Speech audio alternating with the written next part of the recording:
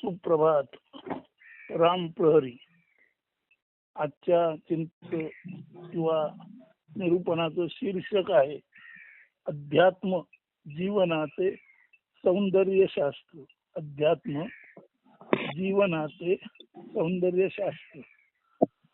आजच्या सकाळी प्राध्यापक एक दीर्घ प्रदीर्घ प्रश्न साधूला म्हणजे आपल्या संवादातील तो किंवा ही त्याला विचारत आहेत.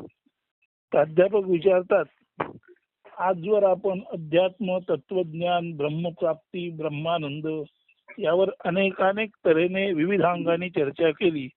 विविध प्रश्न व त्यांची उत्तरे जी तुमच्याद्वारे मिळाली त्यातून माझे पूर्ण समाधानी झाले आहे. मात्र या सर्वातील कठीणता किंवा काठिण्य म्हणजे हे सर्व जरा कठीण आहे. तर या सर्वातील कठीणता किंवा काठिण्य म्हणजे इट इज डिफिकल्ट लक्षात घेता प्रश्न असा पडतो की सर्वसाधारण मानवी जीवन सहज सुलभ आहे की ते मुळातच जटिल क्लिष्ट म्हणजे कॉम्प्लेक्स आहे.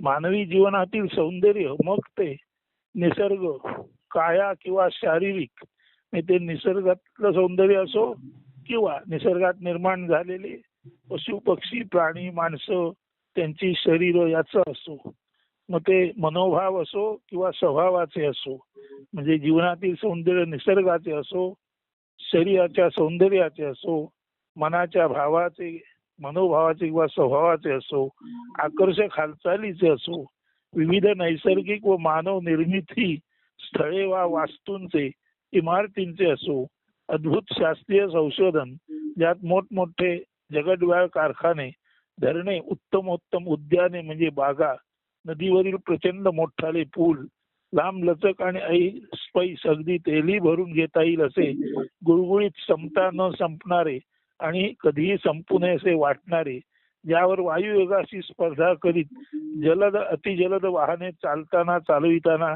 घेतला जाणारा आनंद, शांत निवांत भुयारी मार्ग, ऐतिहासिक गड किल्ले, उद्याने, राजवाडे, प्राचीन वास्तुकलेची साक्ष देणारी प्रशस्त आखीव रेखीव नक्षीकामाने मढलेली सजलेली मंदिरे, या साऱ्यांचे या दुर्गांचे किल्ल्यांचे करायचे काय? काय अध्यात्म उपभोग जीवनाचा आस्वाद सौंदर्यानुभूती या विरुद्ध आहे का? असेल तर मग ते खुद्द जीवनाच्याच विरोधी होत नाही काय? जर जीवाने माणसाने जीवनच नाकारायचे असेल तर जीवन प्राप्त होण्याचा हेतू तरी काय? कर्मे नाकारायची असतील तर जीवनातील जगणे म्हणजे काय? What does it mean? What does it mean to live the life? जर सर्वच नाकारायचं असेल तर जीवन जगण्याचा अर्थ तरी काय? जीवनाविरुद्ध अध्यात्म असेल तर जसे जीवन निरर्थक तसे अध्यात्मही निरर्थक ठरत नाही काय? आता साधू आपला तो हो हो जरा संयमाने धीराने घ्या. आपला प्रश्न जरी लांबलचक असला तरी त्यातलं मूळ अर्थ एवढाच आहे की अध्यात्म जीवन आणि जीवनातील उपभोगाला विरोध करते का? आणि विरोध करत असेल तर ज्या जीवनाचा उपयोग नाही, ज्या उपभोगाचा अर्थ नाही, त्या माणसाचा उपयोग काय? आणि मग त्या अध्यात्माचा तरी उपयोग काय? असा आपला मूळ प्रश्न आहे. तर तो म्हणतो हो हो जरा संयमाने धीराने घ्या. असे पहा, ज्या अर्थी जीवन म्हणजे अज्ञातातून ज्ञातात येणारे जीव जगत पशु पक्षी तसेच मानव यांची उत्पत्ती स्थिती लय दाखवणारे चक्राकार फिरणारी हालचाल आहे. त्या अर्थी या जीवनात भोग उपभोग सौंदर्यानुभूती सुख दुःख आशा निराशा प्रेम राग लोभ द्वेष मत्सर सहानुभूती अनुकंपा जगणे जगवणे मरणे मारणे सर्व काही आलेच आले. ज्या अर्थी जन्म आहे निर्मिती आहे त्याच अर्थी स्थिती म्हणजे राहणे सुद्धा आहे. त्याच ओघाने जाणे निघून जाणे सोडून जाणे मृत्यू सुद्धा आहेच आहे. मात्र अपघाती निधन वा आजार व सकाळ मृत्यू सोडला तर सर्वसाधारणतः 70-75 वर्षे मानवी आयुष्य आजकाल आहेच आहे. यामध्ये बाल युवा प्रौढ वृद्ध आणि अर्थात अंतिमता मृत्यूही आलाच आला. प्रत्येक जीव या विश्वाच्या रंगभूमीवर येताना अव्यक्त अज्ञातातून म्हणजे एका अशा भिंती पलीकडून येतो ज्या पलीकडचे आपणाला दिसत नाही. जसा झरा अदृश्य जसा झरा दृश्य होण्या अगोदर अदृश्य असतो आणि नंतर तो खेळत बागडत इतर पाण्याचे लहान मोठे स्रोत त्याला जोडत जोडत ओढा नदी नद कधी कधी धबधबा आणि शेवटी समुद्राला मिळतो व नाहीसा होतो. झऱ्याचा उगम त्याचे दृष्टीने अदृश्य आहे आणि तो जेथे मिळतो तो समुद्रही त्यात मिळाल्यानंतर त्याच्या दृष्टीने अदृश्यच आहे, कारण तोच नाहीसा होतो. मग समुद्र कसा पाहणार? प्रत्येक परिवर्तन मागील दृश्य नष्ट करीत असते. झऱ्याचा ओढा, ओढ्याची नदी, नदीचा नद, नदाचा धबधबा आणि धबधब्याचा समुद्र होताना अनुक्रमे झऱ्याचा ओढा होताना झरा नष्ट होतो, ओढ्याची नदी होताना ओढा नष्ट होतो, नदीचा नद म्हणजे मोठी नदी होताना नदी नष्ट होते, नदाचा धबधबा होताना नद नष्ट होतो आणि धबधबा समुद्रात मिळताना अर्थात धबधबाही नष्ट होतो. किंवा पुढचा प्रत्येक टप्पा पाठचा टप्पा पुसत असतो. हे जर लक्षात घेतले तर पुढील प्रत्येक टप्पा मागील टप्प्याचा नाश साधत असतो. परिवर्तन किंवा नवस्थिती पूर्वस्थितीचा नाशच सुचवते. त्याच पद्धतीने माणूसही एका अदृश्य अज्ञात भिंती आडून येतो आणि एक एक स्थित्यंतराचा टप्पा ओलांडताना मागील टप्पे पुसून टाकतो. जसा युवा बाल्यावस्था नष्ट करतो, जसा युवा बाल आणि युवा म्हणजे बालातून तो युवा झाला की युवा बाल्यावस्था नष्ट करतो, प्रौढ युवावस्था नष्ट करतो, वृद्धत्व किंवा जरा प्रौढाचे प्रौढत्व शहाणपण संपवते आणि शेवटी माणूसच त्याच्या सर्व अवस्था आणि संपवून तो ज्या एका अज्ञात भिंती आडून आला त्याच्या विरुद्ध असलेल्या अज्ञात भिंती पल्याड जातो. अध्यात्म तत्वज्ञान ज्ञात जीवन बाल युवा प्रौढ आणि वृद्धत्व कसे यथार्थ सक्षमतेने आनंदपूर्ण जगावे याचे प्रबोधन करते. ते नाही सौंदर्य उपभोग सुख आनंद यांच्या विरोधी आणि नाही जीवन म्हणजे दुःख राशी अनुल्लंघनीय पर्वत असे सांगून जीवाला भिवणारे तत्वज्ञान. तसे जर कोणी सांगत असेल तर ते खऱ्या अर्थाने अध्यात्म नव्हे, ते तत्वाचे ज्ञानच नव्हे. प्राध्यापक मग अगदी नेमकेपणाने अध्यात्म सांगते काय? तो अध्यात्म सांगते स्थूल सूक्ष्म कारण देहा पलीकडील म्हणजे आध्यात्मिक व आधिभौतिक शरीरा पलीकडील आधिदैविक हे माणसाचे मूळ असणे आहे. आधिभौतिक याचा अर्थ आधी म्हणजे सुरुवातीला, आणि जे सुरुवातीला असते ज्याची सुरुवात भौतिक आहे म्हणजे आधिभौतिक. तर आधिभौतिक याचा अर्थ ज्याचा पाया भौतिक आहे म्हणजे प्रिडॉमिनंटली बेस्ड ऑन मॅटर, त्याला आधिभौतिक म्हणतात. म्हणून आध्यात्मिक स्वरूप आणि आधिभौतिक स्वरूप ही दोन्ही प्रिडॉमिनंटली बेस्ड ऑन मॅटर आहेत. मात्र आधिदैविक म्हणजे जे प्रिडॉमिनंटली बेस्ड ऑन एनर्जी आहे. याचा सुस्पष्ट अर्थ हे मानवा, तू शरीर मन त्रिगुण पातळीला म्हणजेच स्थूल सूक्ष्म कारण पातळीला भौतिक असलास म्हणजे प्रामुख्याने द्रव्य किंवा जडरूप असलास तरी अगदी खोलात अतिसूक्ष्म रूपे तू अमर्त्य चेतना इमॉर्टल एनर्जी आहेस. खरे तर तूही तुझ्या मूळ अचित रूपे ॲज अन एनर्जी अमर्त्यच आहेस. अनेकानेक जन्म तू विविध आनंद भोग क्रीडा यासाठीच घेत आलेला आहेस. मात्र तुला तुझ्या दिव्यतेचा म्हणजे अधिदैविकतेचा म्हणजे पायारूप तू चैतन्य आहेस याचा विसर पडल्याने तू स्वतःला नेमकेपणाने आजपर्यंत जाणले नाहीस. त्या कारणाने भोगलंपट पिंडपोषणात तू अडकतोस आणि कुठल्याच जन्मात पूर्ण समाधानी न झाल्याने निरर्थक फिरत राहतोस. अध्यात्म भोग आनंद क्रीडा विरोधी नसून ते हे सारे संयमितरित्या कसे उपभोगावे हे सांगणारे अतिव सुंदर नीतिशास्त्र आहे. जे संपूर्ण अस्तित्व हे नीतिशास्त्र काय सांगते? हे नीतिशास्त्र सांगते की संपूर्ण अस्तित्व हे विश्वचेतना किंवा विराट ब्रह्मचेतनेचेच प्रदर्शित पुढे आलेले विश्वरूप दर्शन आहे. आणि ब्रह्मानेच आपला आनंद आपण घेताना बहुश्याम होऊन आनंद उपभोग घेण्याचे ठरवले. त्यातूनच हा उत्क्रांतीतील परमोच्च माणूस जन्मला आहे. परमोच्च माणसाने जीवन जगताना उपभोगताना एकाच जन्मात सर्व भौतिक आणि परमोच्च दैवी आनंद सुद्धा कसा भोगावा आणि पुनरपी ब्रह्म म्हणून विलसित व्हावे याबाबत अध्यात्म फार सौंदर्यपूर्ण बोलते. ते कसे ते ऐका. ईशावास्योपनिषदात पहिले 2 मंत्र जे आहेत त्यामध्ये याचं ज्ञान दिलेलं आहे. त्याचं मराठी रूपांतर ऐका आणि समजून घ्या. हे मराठी रूपांतर श्रोते हो तुम्हाला आत्मगीतामध्ये क्रमांक 280 व 281 क्रमांकाच्या मंत्रात मिळेल. एक मिनिट. आत्मगीता पान 153 मध्ये क्रमांक 280 व 281 क्रमांकाचे जे मंत्र आहेत मराठी रूपांतर केलेले त्याच्यामध्ये याचं ज्ञान तुम्हाला मिळेल. ते मराठीकरण मी वाचतो आणि अर्थ समजावून सांगतो. पहिला मंत्र आहे जड चेतने जगत प्रवाही एक ईश्वरी सत्ता प्रसाद त्याचा वाटून घेऊ स्मरुनी त्या भगवंता त्यागपूर्वक भोग भोगुनी कृतज्ञ अंतरी राहू लोभ भावना धरू कदापि उपभोग शून्य स्वामी वत राहू. आता जड चेतनी म्हणजे आधिभौतिक असो किंवा आधिदैविक असो या दोन्ही ठिकाणी जड चेतनी जगत प्रवाही एक ईश्वरी सत्ता. हे संपूर्ण जग जे मॅटर विथ एनर्जी आहे, जे काही ठिकाणी प्युअर एनर्जी आहे, परंतु हे मॅटर विथ एनर्जी असलेलं जे जग आहे त्याच्या मुळाशी प्युअर एनर्जी आहे आणि ही प्युअर एनर्जी हीच ईश्वरी सत्ता आहे.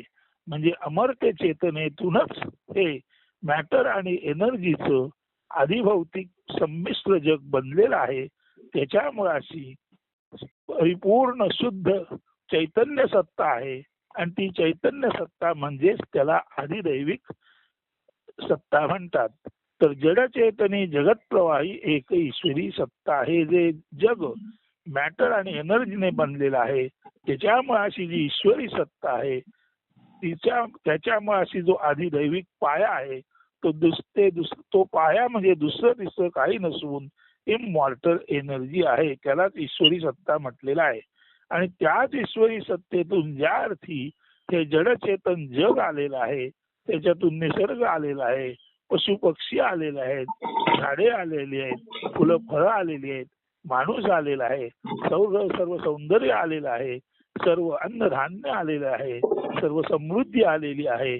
त्या अर्थी त्या जड आणि चेतन असलेल्या जगामध्ये त्या संपूर्ण गोष्टी ज्या निर्माण ईश्वरी सत्तेमुळे आधिदैविक म्हणजे मुळात असलेल्या चेतनेमुळे जन्माला आलेल्या आहेत त्या निश्चितच तुमच्या आमच्या उपभोगासाठी आहेत. मात्र तो ईश्वरी प्रसाद आहे हे लक्षात घेऊन प्रथम आपल्या आधिदैविक म्हणजे आत्मस्वरूपाचं चिंतन करून मगच तो प्रसाद आपण घ्यायचा आहे. इथे होतं काय, आपण ज्याने आपणाला दिलं त्या परमेश्वराचं चिंतन केलं की तो परमेश्वरच त्याचं चिंतन केल्यामुळे घेणाऱ्याला ते कसं घ्यावं याचं अनायसे ज्ञान प्राप्त करून देतो. ते ज्ञान काय आहे, त्यागपूर्वक भोग भोगुनी कृतज्ञ अंतरी राहू. म्हणजे आपणाला जरी देवाने दिलेला आहे तरी जर ज्ञानी माणूस असेल, विवेकी माणूस असेल आणि तो घरचा करता करविता असेल तर तो काय करतो, प्रथम लहान मुलं बाळ, माता, वृद्ध लोक, आजारी लोक, बहीण भाऊ, सर्व नातलग, गोठ्यातील गुरवासर या सर्वांना अन्न पाणी देतो किंवा अन्न आणि उदक देतो आणि नंतर जे शिल्लक राहिलं त्याचा तो उपभोग घेतो. यालाच म्हटलेलं आहे त्यागपूर्वक भोग भोगुनी कृतज्ञ अंतरी राहू. म्हणजे त्या विश्वचेतनेशी कृतज्ञ राहून तिला स्मरण करून अभिवादन करून सर्वांना सर्व देऊन मग जे उरलं त्याच्यामध्ये आपण समाधानी राहणे याला म्हटलेलं आहे तेन त्यक्तेन भुंजिता. तेन म्हणजे त्याने जे दिलं त्याचं स्मरण करून ते त्यक्तेन त्याचा त्याग करायचा.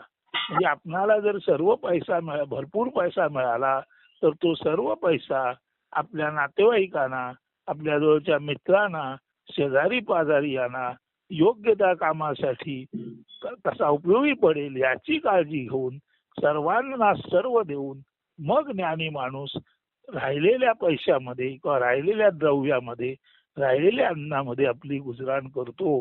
म्हणून हे सर्व काही ईश्वरी प्रसाद आहे समजून त्या ईश्वरी प्रसादाचा आपण उपभोग घेण्या अगोदर इतरांना उपभोग द्यायचा. त्याला व्हायचं त्यक्तेन भुंजिता. आणि असं त्यागपूर्वक भोग घेताना लोभ हावना धरू कदापि उपभोग शून्य स्वामीवत राहू. लोभ किंवा हाव धरणार नाही. आपल्याला ईश्वरी प्रसाद जो मिळाला तो इतरांना वाटून त्यानंतर आपण राहिलेल्यामध्ये समाधान मानू. आणि पुढे म्हटलेलं आहे लोभ हावना धरू कदापि उपभोग शून्य स्वामीवत राहू. आता लोभ हावना धरू कदापि याच्यासाठी म्हटलेलं आहे मा गृधा कस्य स्वित धनम. मा गृध म्हणजे गिधाड. गिधाड कसं करतं, प्रथम ओरबाडतं स्वतः आणि आपलं पोट भरलं की उरलेलं सुरलेलं कोल्ह्या कुत्र्यांना ते देतं. तसं गिधाडासारखं ज्ञानी माणूस कधीच आपली संपत्ती, कधीच आपला भोग, कधीच आपलं वैभव स्वतः प्रथम भोगत नाही, तर ईश्वराचं स्मरण करून त्याचे आभार मानून त्याने आपणाला हे दिलं याबद्दल कृतज्ञ राहून तो आपल्या आजूबाजूच्या माणसांना, शेजाऱ्यांना, समाजाला, सर्व ज्याला आपण म्हणतो मदतीची आवश्यकता आहे त्या सर्वांना देतो. आणि मग उरलेल्यामध्ये तो समाधान मानतो. म्हणजे उपभोग कसा इथे घ्यावा त्याचं हे शास्त्र सांगितलेलं आहे की या सर्व विश्वामध्ये जड चेतन रूपी ईश्वरी सत्ता आहे. त्याने जी धनान्न समृद्ध अन्न वस्त्र निवारा देणारी पृथ्वी आणि सर्व वैभव आपणाला दिलेला आहे. तर ते वैभव ज्याने दिलं त्या परमेश्वराचं स्मरण करा. प्रथम सर्वांना सर्व द्या आणि नंतर जे राहील त्यात समाधानाने आपलं जीवन जगा. आणि कुणाचंच दुसऱ्याचं ओरबाडून घेऊ नका गिधाडासारखं. असं उपभोगावगत इथे शास्त्र सांगितलेलं आहे. तर उपभोग कसा घ्यावा तर जड चेतनी जगत प्रवाही एक ईश्वरी सत्ता प्रसाद त्याचा वाटून घेऊ स्मरुनी त्या भगवंता. त्यागपूर्वक भोग भोगुनी कृतज्ञ अंतरी राहू. लोभ हावना धरू कदापि उपभोग शून्य स्वामीवत राहू. या श्लोकामध्ये दोन तत्व आहेत. तेन त्यक्तेन भुंजिता. परमेश्वराने आपल्याला जे दिलं ते सर्वांना वाटून मग उरलेला जो भाग आहे तो मी स्वीकारेन. आणि पुढे म्हटलेलं आहे मा गृहा कस्य स्वित धनम. हावरटपणाने दुसऱ्याचे धन, दुसऱ्याची वस्तू, त्याचा वैभव मी हावरटपणाने गिधाडासारखं ओरबाडून घेणार नाही. तर हे कसं जगावं, भोग कसा घ्यावा हे इथे सांगितलेलं आहे. आता पुढे असा जो माणूस जगतो तो स्वाभाविकच करिता कर्मे सहज भावे शतायुषी जरी होसी. असा जो ईश्वरी अधिष्ठान मान्य करून त्याच्याबाबत कृतज्ञ राहून त्यागपूर्वक भोग भोगतो, दुसऱ्याचं लुबाडून घेत नाही, तो माणूस स्वाभाविकच अत्यंत उत्तम आणि पाया शुद्ध नीतीने वागत असल्यामुळे तो अनेक कर्मे करतो आणि शक्यता राहते की तो दीर्घजीवी होतो. म्हणून पुढे म्हटलेलं आहे करिता कर्मे सहज भावे शतायुषी जरी होसी कर्मलिप्तना होसी मुळी अर्पुणी जाते त्यासी. आणि अनेकानेक उत्तम कर्मे आपल्या हातून झाली तरी ही कर्मे मी केली नसून माझ्या पाठीची ईश्वरी सत्ता आहे, जे शुद्ध चैतन्य आहे, ज्याने मला आतून ही कर्म करायला प्रवृत्त केलं त्याची कर्मे आहेत. म्हणून तत्सत ब्रह्मार्पण वस्तू. हे सर्व काही ब्रह्माचं आहे आणि मी ब्रह्माचे ब्रह्माला अर्पण करतो. अशा पद्धतीने करिता कर्मे सहज भावे शतायुषी जरी होसी कर्मलिप्तना होसी मुळी अर्पुणी जाते त्यासी. अर्पुणी जाते त्यासी म्हणजे तत्सत ब्रह्मार्पण वस्तू या भावाने जो कर्म करतो तो जरी शतायुषी झाला तरी कर्मामध्ये मी केलं असा अहम भावे, मी भावे तो चिकटत नाही. नव्हे त्याचा अहमभाव नष्टच होतो. आणि एकदा का अहमभाव नष्ट झाला आणि कर्मे ज्याची त्याला म्हणजे भगवंताला ब्रह्माला अर्पण केली की स्वाभाविकच कर्मलिप्तता नाही. कर्मलिप्तता नाही म्हणून फळ भोगण्यासाठी पुन्हा येणे नाही. आणि नंतर अन्य मार्ग ना तुझसी राही कर्मलिप्त ना होण्या. जर अत्यंत सुयोग्य पद्धतीने उपभोग घेतला, कुणाचं लुबाडलं नाही, सर्वांना देऊन जर आपण शांत निवांत जगलो तर असा माणूस सहजासहजी दीर्घायुषी होतो. अनेकानेक कर्मे त्याच्या हातून होतात, परंतु त्याच्या हातून झालेली कर्मे तो समजतो की माझ्या हातून ही जरी कर्मे घडली तरी माझ्या हाताला ही कर्मे घडण्यास ज्याने प्रवृत्त केलं तो भगवंतच आहे, ते ब्रह्मच आहे. तेव्हा सर्व कर्मे तो ब्रह्माला अर्पण करतो. तत्सत ब्रह्मार्पण मस्तू या भावाने आणि त्या कारणाने त्याच्यामध्ये अजिबात मी माझे पण अहंकार राहत नाही. असे झाले की निश्चितच हा मार्ग स्वीकारला तर अन्य मार्ग ना तुझसी राही कर्मलिप्त ना होण्या. म्हणून कर्माशी मी माझे पाहणे चिकटायचं नसेल तर सर्व कर्म ज्याची त्याला तत्सत ब्रह्मार्पण वस्तू अशी केली की माणूस कर्मलिप्त होत नाही. आणि मग आचरुणी त्या समर्थ होसी जन्म मृत्यू भेदण्या. म्हणजे सुयोग्य उपभोग, पूर्ण त्याग, लोकांचं ओरबाडून न घेणं, नंतर कर्मे जरी केली तरी ती मी करत नसून त्या भगवंताने केली, त्याच्या प्रती कृतज्ञ राहायचं, त्याची कर्मे त्याला अर्पण करायची. असं करता करता हा उत्तम माणूस दीर्घजीवी जीवन जगतो, अनेकानेक उपभोग घेतो. उपभोग घेऊन सुख समाधान आनंदाला पावतो. तरी त्याचा अहंकार नसल्यामुळे, पूर्ण अहंकार रहित झाल्यामुळे तो निश्चितच ब्रह्माला प्राप्त होतो. आणि एकदा का ब्रह्मप्राप्ती झाली की पुन्हा वरचेवर निरर्थक जन्म मृत्यूचा तोचपणा उपभोगण्यासाठी त्याला यावं लागत नाही. म्हणून उपभोग घ्या, कसा घ्या, कर्म करा, कशी करा, हे यामधून सांगितलेलं आहे. आता नीट दोन्ही श्लोक परत ऐका. जड चेतनी जगत प्रवाही एक ईश्वरी सत्ता, प्रसाद त्याचा वाटून घेऊ स्मरुनी त्या भगवंता. त्यागपूर्वक भोग भोगुनी कृतज्ञ अंतरी राहू, लोभ हावना धरू कदापि उपभोग शून्य स्वामीवत राहू. करिता कर्मे सहज भावे शतायुषी जरी होसी, कर्मलिप्त ना होसी मुळी अर्पुनी ज्याचे त्यासी. अन्य मार्ग ना तुझी राही कर्मलिप्त ना होण्या, आचरुनी या समर्थ होसी जन्म मृत्यू भेदण्या. या दोन श्लोकातील 4 सूत्रे तेन त्यक्तेन भुंजिता. ज्याने दिलं त्याचं कृतज्ञतेने स्मरण करायचं आणि त्याने दिलेलं जे आहे ते इतर सर्वांना देऊन मग जे सर्व वाटल्यानंतर उरेल त्याचा आपण उपभोग घ्यायचा. दुसरं मागृध कस्य स्वित धनम. कधीच हावरटपणाने दुसऱ्याचे धन संपत्ती वैभव स्त्री दुसऱ्याच्या कुठल्याच गोष्टीची आशाही करायची नाही आणि लुबाडायचं नाही. आणि अर्पण ज्याचे त्याशी म्हणजे सर्व गोष्टी तत्सत ब्रह्मार्पण वस्तू भावने करायच्या. असं जो उत्तम वागतो तो सहजासहजी दीर्घायुषी होतो. त्याच्या हातून शताधिक सहस्राधिक कर्मे झाली तरी ती ब्रह्मार्पण वस्तू केल्यामुळे त्याच्यामध्ये अहंकार निर्माण होत नाही. आणि अहंकार निर्माण न झाल्यामुळे चालू जन्मातच तो सर्व उपभोग घेऊन सुख शांती आणि विशेष म्हणजे समत्वाच्या अधीन जाऊन समाधान प्राप्त करता होतो. आणि ज्याला पूर्ण समाधान झालं तो याच जन्मात पूर्ण काम सर्व कामना पूर्ण झालेला बनतो आणि नंतर त्याला पुन्हा जन्माला येण्याचं काम उरतत नाही. आत्मगीता पान 153 वरती क्रमांक 280 व 281 क्रमांकाचे हे 2 मंत्र आहेत. हा सर्व स्पष्ट अर्थ समजावून सांगितल्यानंतर तो म्हणतो, साधू म्हणतो, आता आले का लक्षात? प्राध्यापक म्हणतात, हो हो निश्चितच.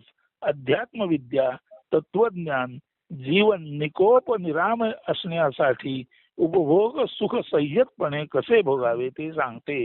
हो हो निश्चितच. अध्यात्म विद्या तत्वज्ञान जीवन निकोप निरामय असण्यासाठी उपभोग सुख संयतपणे संयमितपणे कसे भोगावे ते सांगते.